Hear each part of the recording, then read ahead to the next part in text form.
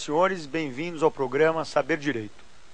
Meu nome é Daniel Amorim Assunção Neves, sou mestre e doutor em processo civil pela USP, advogado em São Paulo e professor de processo civil do curso Pretório em Belo Horizonte.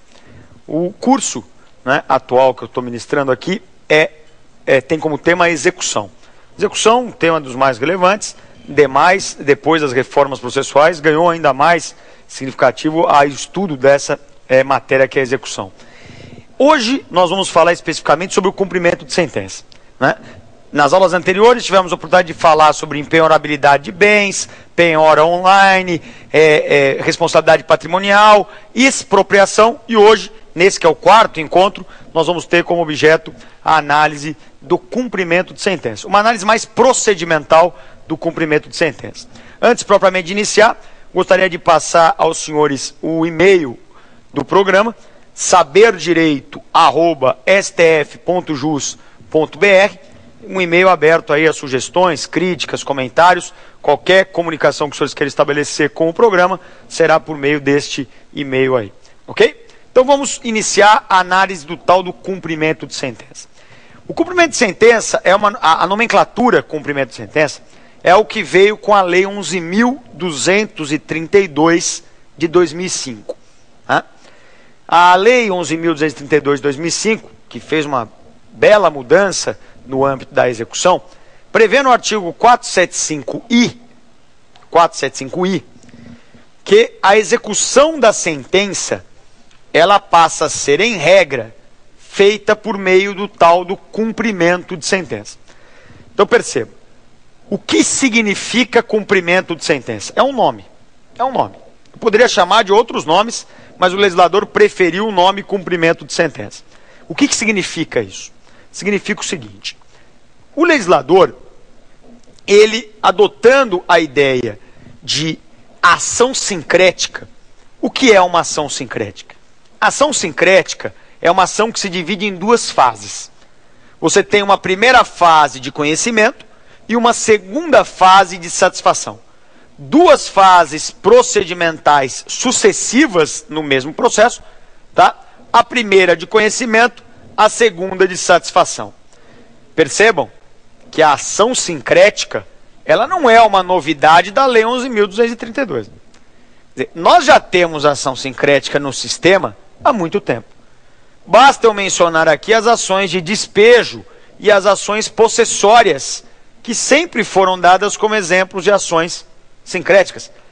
Você nunca deve ter visto, e se já viu, foi algo bem esquisito, um processo de execução de ação possessória. Você, numa sentença de ação possessória, entrar com processo de execução dessa sentença. Como também não deve ter visto, e se viu, foi uma aberração, um processo de execução de despejo. Ah, eu já vi. Calma. Você pode ter visto um processo de execução para cobrança dos aluguéis não pagos. Isso é cobrança de pagar a quantia certa. Despejo não exige processo de execução e nunca exigiu. Então perceba, a ação sincrética é algo que eu já tenho no sistema há algum tempo. O que a Lei 11.232 fez, e isso foi o interessante, ela regulamentou finalmente como regra a ação sincrética no nosso sistema.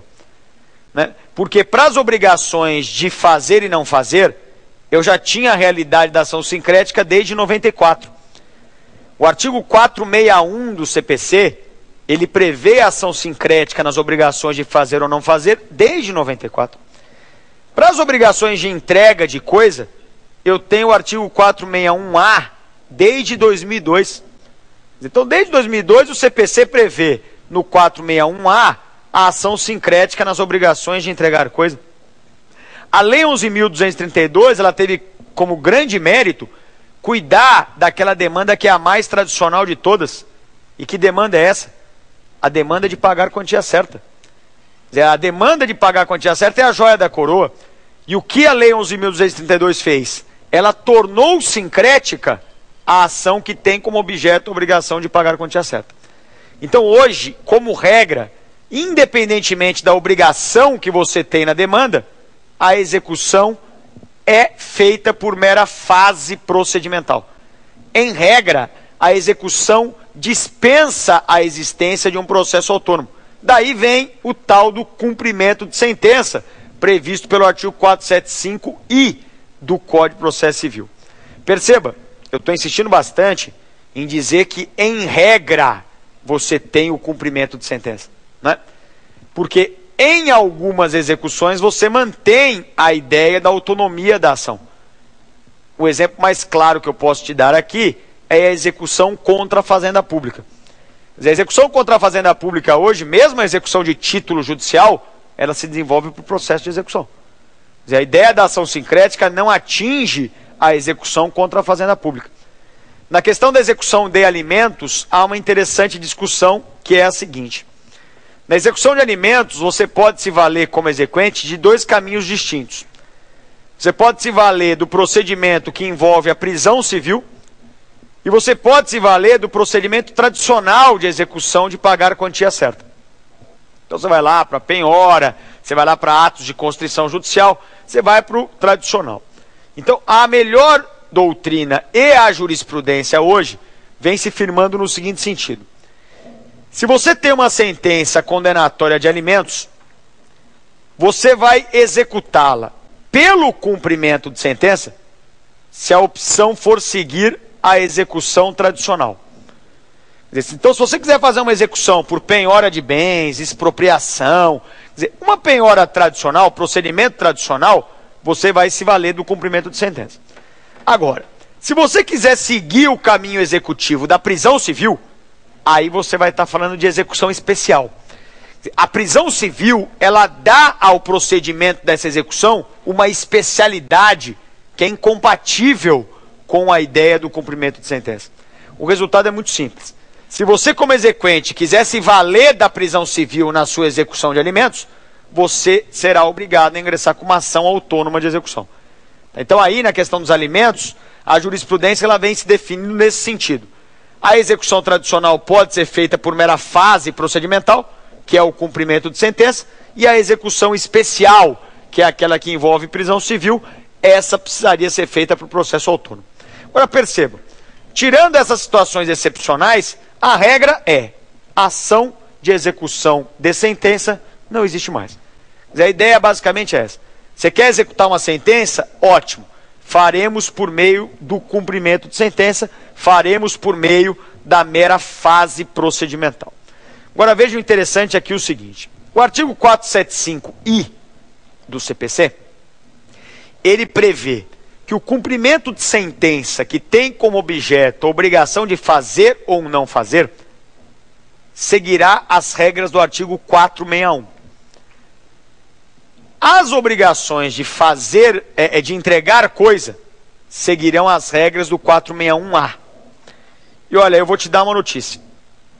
Nem no 461, nem no 461-A, você vai encontrar um procedimento executivo determinado. Então, se você está esperando nesses dispositivos a previsão de que em tantos dias será intimado tal sujeito para fazer tal conduta, e se isso não acontecer vai ter tal consequência, se você está esperando um procedimento pré-determinado em lei, você vai se decepcionar. E por que você vai se decepcionar? Você vai se decepcionar porque você vai descobrir que a lei ela não prevê procedimento nenhum.